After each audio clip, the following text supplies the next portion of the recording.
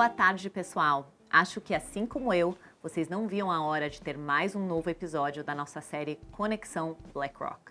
Bem-vindos! Esse é o nosso 6º episódio da série de bate-papos, sempre com convidados prestigiados do mercado financeiro, que acontece todos os meses no nosso canal do YouTube. Inclusive, se você quer saber mais sobre a BlackRock, aponte o seu celular para o QR Code que está aparecendo na sua tela. Hoje eu tenho o privilégio de conversar com o Gilson, CEO da B3. Ele vai nos contar sobre os planos da B3 para o futuro e abordar o momento econômico que estamos vivendo e os perfis de investidores que cada vez mais têm buscado opções de investimento na Bolsa de Valores. Vamos começar então?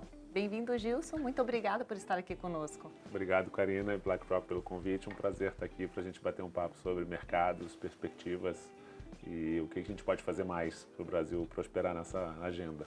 Excelente. A gente queria começar conhecendo um pouquinho mais sobre você. Como você começou a sua carreira, como foi a sua trajetória antes de chegar ao cargo de CEO da B3 e o que você aprendeu nessa jornada? Uau! Bom, eu estou completando o ano que vem, Karina, 30 anos de mercado financeiro.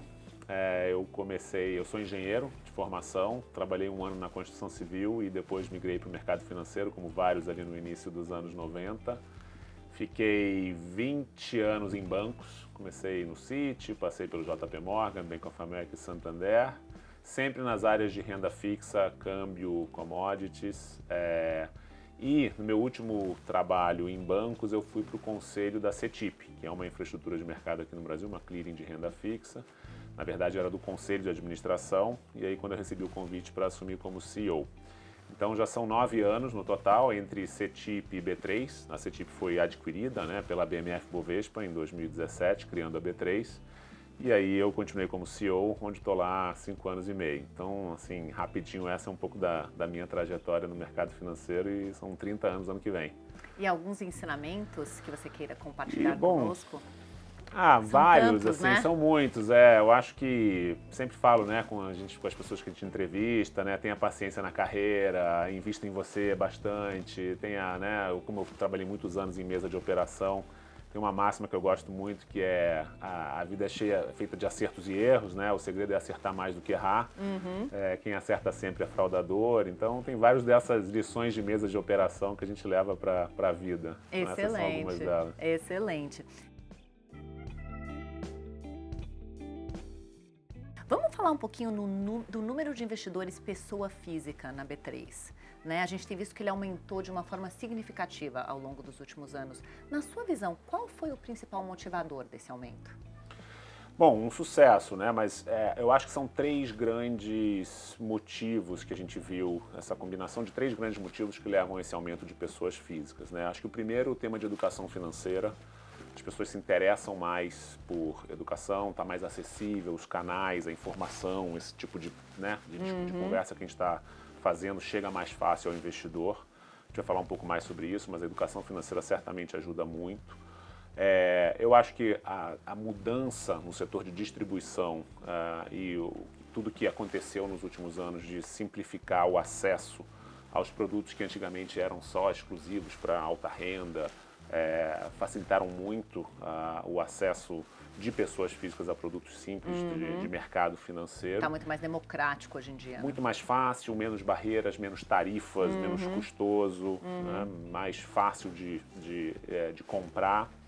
E eu acho que a estabilidade, Karina? A gente no Brasil teve muita volatilidade, muito plano econômico lá nos anos 80 e 90. E aí mais recentemente, aí uma história vai de mais de 20 anos, mas assim, estabilidade fez a diferença e acho que nos últimos anos a gente viu quão o mercado impulsionou com queda de taxa de juros. Então esses 3 pilares, acho que educação, a mudança no setor de distribuição e estabilidade ajudaram muito a trazer mais pessoas físicas para o mercado, para a bolsa e para vários dos produtos que antes eram só exclusivos de um cliente que tivesse muito dinheiro. Então isso para mim, acho que um dos 3 grandes motivos que a gente vê cada vez mais um número expressivo de pessoas físicas chegando na bolsa. E qual é o perfil atual desses investidores? Olha, a gente vê cada vez mais investidores começando a investir muito jovens, Então, antigamente você tinha primeiro uma pessoa de idade mais avançada chegando na Bolsa. E hoje você vê mais de 40% dos investidores têm menos de 25 anos, então começam a investir muito cedo. Tem uma estatística que eu gosto muito, que há 10 anos atrás, por exemplo, em Bolsa, o investimento mediano eram 15, 16 mil reais, que seria o equivalente hoje a quase 30, se a gente corrigir. E hoje o investimento mediano é 2 mil reais, mediano de todos os investidores em Bolsa, por exemplo.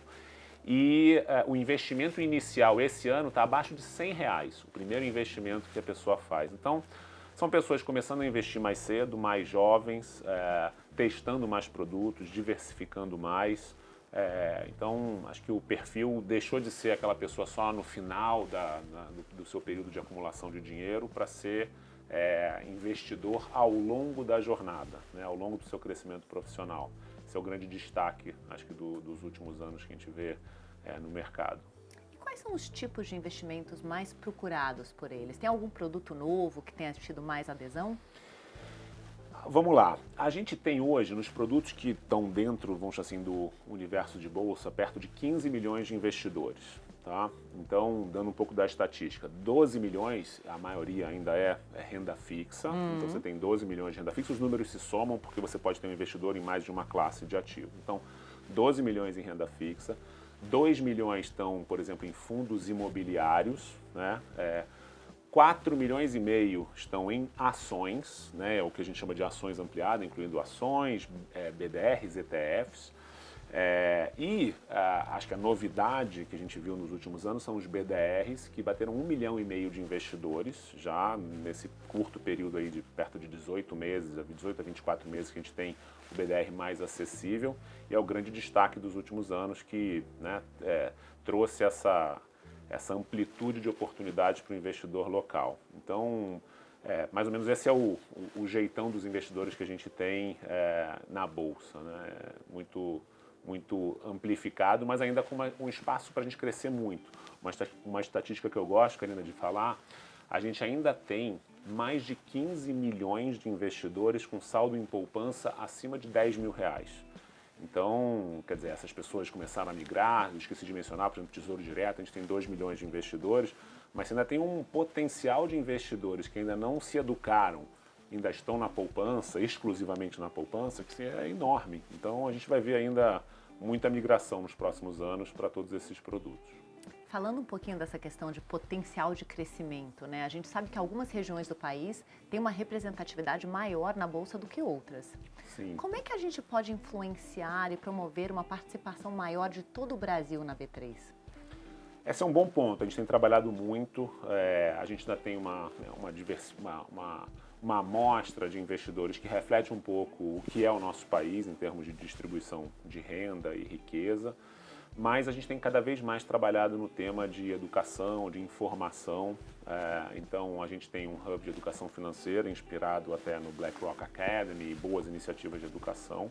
Então, a B3 tem um hub de educação, a gente tinha uma escola física, né, que hoje em dia, né, hoje nem faz mais sentido você ter uma escola presencial, mas a gente teve. Eu até fui professor quando eu trabalhava em bancos da escola, que chamava Instituto Educacional da Bolsa. Então esse é um exemplo. A gente tem lançado recentemente um site chamado Bora Investir, B3 Bora Investir. Então são formas de você chegar via remota, né, via web, via informação, via influencers, nas pessoas físicas que estão em qualquer lugar, né, em qualquer cidade, em qualquer cidade pequena, dando acesso a ela se educar financeiramente. Então acho que é assim que a gente faz a nossa parte, vai, né, dando um pouco de acesso a bom conteúdo para aquela pessoa que talvez há 10, 15 anos atrás jamais pudesse imaginar que ia ter acesso a tanta informação. Então o Hub de Educação e B3 Bora Investir são exemplos de iniciativas bacanas que a gente consegue chegar no Brasil todo. Esse ensino à distância, né, como Exato. algo que possa impulsionar de uma forma significativa essa evolução. A gente acredita muito nisso também. Exatamente. Assim que a gente vai conseguir fazer com que todo mundo se interesse, né, ou transforme aquele interesse da educação financeira na prática, né, em poder treinar, em poder praticar, entender os produtos e não ter desculpa de que é difícil, é distante ou não chega até a cidade onde ele está. Então isso é muito bacana. Gilson, a gente sabe da importância da B3 como infraestrutura de mercado. Você pode compartilhar com a gente alguns dos desafios da B3 no lançamento de novos produtos? É super desafiador, Karina, porque a B3 é uma infraestrutura de serviços talvez mais relevante do mercado brasileiro, que junta vários produtos, né? Renda fixa, renda variável, tesouro direto, BDRs, ETFs, e ela precisa ter uma coordenação muito ampla com todos os agentes de mercado para lançar os produtos que a gente tem na agenda. Então, quando a gente vai lançar vamos dizer assim, o nosso pipeline de produtos para os próximos 12 meses, a gente tenta sempre coordenar com todos os agentes de mercado para que todos estejam preparados para que o produto seja disponível, né, para todos os investidores na data prevista de lançamento. Deve ser bem difícil conciliar todas essas agendas. É meio que uma operação de guerra que a gente tem que fazer para que administradores, gestores, bancos, corretoras, todos estejam preparados naquele dia de lançamento. Então, é coordenado junto com os agentes de mercado, a gente também faz uma priorização junto com os nossos clientes para saber quais produtos a gente lança em que momento e tenta, né, fazer um planejamento com bastante antecedência para que o mercado esteja capaz, né, seja capaz de operar ou trabalhar aqueles produtos no dia que você disponibiliza ele para o mercado. Gilson, a gente gosta sempre de terminar conhecendo um pouco mais sobre você. Quer compartilhar uma curiosidade que você acha que seja interessante? Por exemplo, um livro que te inspirou, uma série, algo que você queira compartilhar com o nosso público? Ah, legal. Bom, me pegou um pouco de surpresa, Karina, mas eu gosto muito de séries de espionagem. Então, 2 dicas que eu dou. Eu gosto de uma série chamada Falda e outra uma minissérie chamada Spy, ambas na Netflix. Eu gosto muito dessas séries de espionagem Oriente Médio.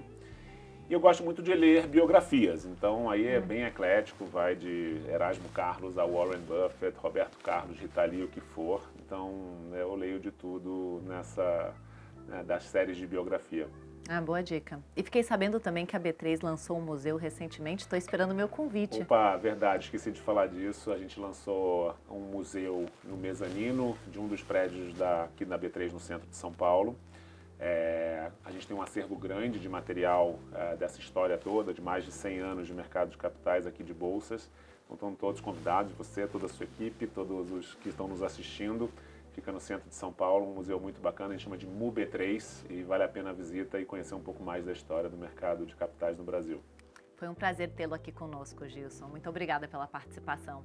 E também foi um prazer ter você aí nos assistindo até o final em mais uma Conexão BlackRock. Em breve, voltaremos com mais um episódio e um convidado importante de mercado. Esperamos vocês lá.